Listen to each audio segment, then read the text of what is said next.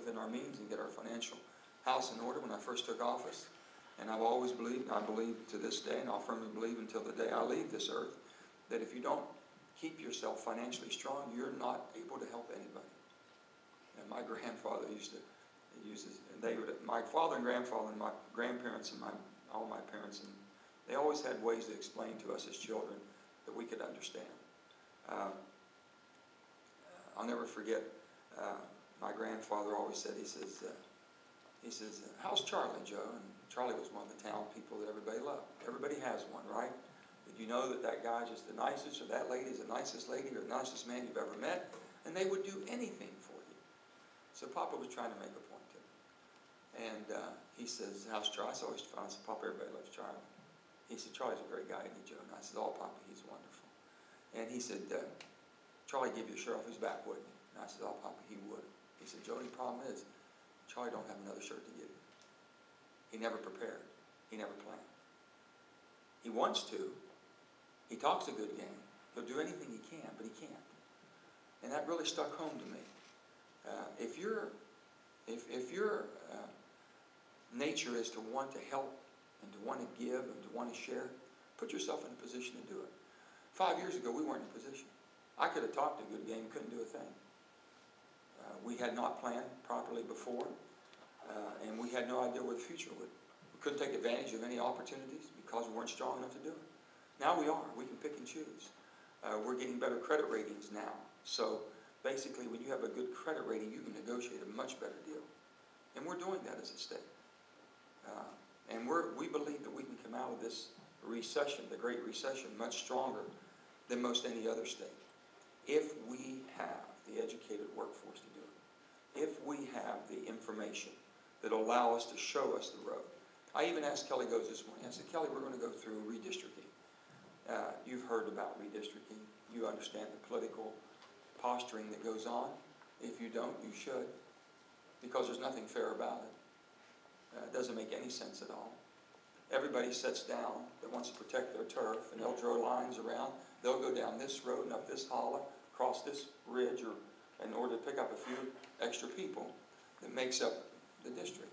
Now, whether it's no different on the largest level as far as Congress, we're going to have 435 Congress people no matter what, no more and no less. Whether you have 150 million people in this country, or if you have 350 million, which we're approaching. You're going to divide that by 435, and that's a congressional district. And you better find the people that fit inside that district. So I says, Kelly, could GIS mapping, could that help us? Could you show me basically where our clusters of population, how we could overlap basically our senatorial districts with our congressional districts or our delegate districts that made a little bit of sense so people really know who their representatives are? Any of this, so much of the information you all are working on is so pertinent to what we're going to be doing next year. So we're looking at every way that we can. Also, GIS, it fosters integrated thinking. It makes you your analytical abilities to look at something and make decisions and inform decisions, problem solving, and most important, communications. It helps us do all those things. We're one of a few states, maybe 3 or 4 states, that doesn't have an ERP system, which is an integrated, basically, computer system that ties all of us together. And we're moving. I'm committed before I leave office to get this done. It's probably a $50 to $60 million project. Now you would think, how in the world can you do that during these difficult times? Well, when you think about it, it'll probably pay itself back in 2 or 3 years. And then you, like Fram Oilfield, or pay me now or pay me later, we can't afford not to do it. Now, we've already put $30 million aside for this project, and we're going to get it done. And I get criticized every time I put the money in. The legislature tries to, in their wisdom, tries to move it somewhere. But their approach and mine are a little differently. So every time they move it, I veto it. And then we go back and start over. And I think they've finally given up, and they've let it go through this last time, $25 million I just put in. And I'm going to continue. I said, this is something we can't afford to play with. It's no political kudos for anybody. You can't go out and say, guess what I did? I made sure that we have an ERP system that will compete with anybody in the world. Now, that's not going to get you many votes. You all might understand, but very few people care less about it. But I'll guarantee you one thing. People that come after me are able to make, I think, a better, quicker decision, be able to analyze something, take advantage of something, and prevent something from happening much quicker than what we are now. You know, because a lot of it's just gut right now. You have to go by your gut. We've got to continue to be a leader. I really believe that in every way, shape, or form. And I just hope that there's this convention. I know this is only, what, every couple of years you all get together for something of this size. I hope you make the most of it. Look at ways that you can take the information you have to share it, consolidate it, make sure that we have it available in a real-time fashion. That's what we're looking for. And you would be so helpful to this state and to the citizens of this state.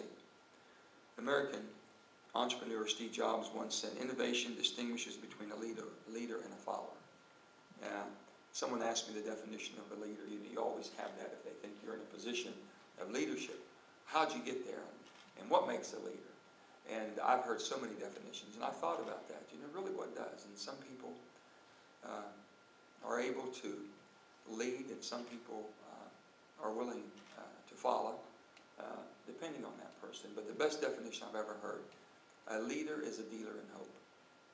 And think about it. A leader is a dealer in hope. If someone can give you the hope that what we're doing we can do better, that the quality of life, that the heartache and the tragedies we can be spared, then that's a person that you would probably follow, or you like to, because they're making you believe that you can make it better. I want you to know you can make it better. We depend on you all to help us make this state better. And I think the conference you're in right now, the ideas that you come out, the sharing of information, the sharing of ideas, and also bringing us through as a consolidation effort of how you can bring all of this together to where we can all benefit, I think is going to be a great asset and great value to our state. So on behalf of the grateful state of West Virginia, all the wonderful people, let me thank you for what you're doing. I know sometimes you think it goes unnoticed, but it doesn't. We talk about it. We're going to be talking about it next week. Again, we have a staff meeting based around this, and we're anxious to see what you all come up with, some ideas that you can give us in some direction. So with that, let me say thank you. We appreciate your hard work and all your efforts, and God bless each and every one of you.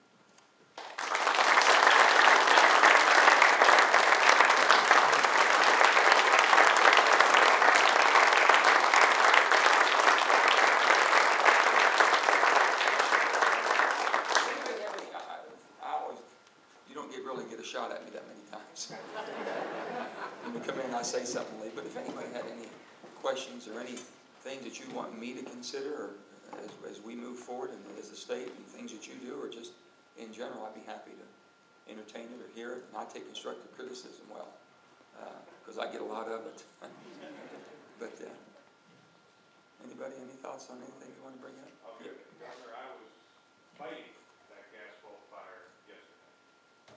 I'm going up. 3 miles from my house. Really? What they did was hit an abandoned mine full of methane. Landowner didn't want them to drill there. He wanted them to drill in a different place. Now, if we had had the abandoned mine mess, could we have avoided this? Very possible.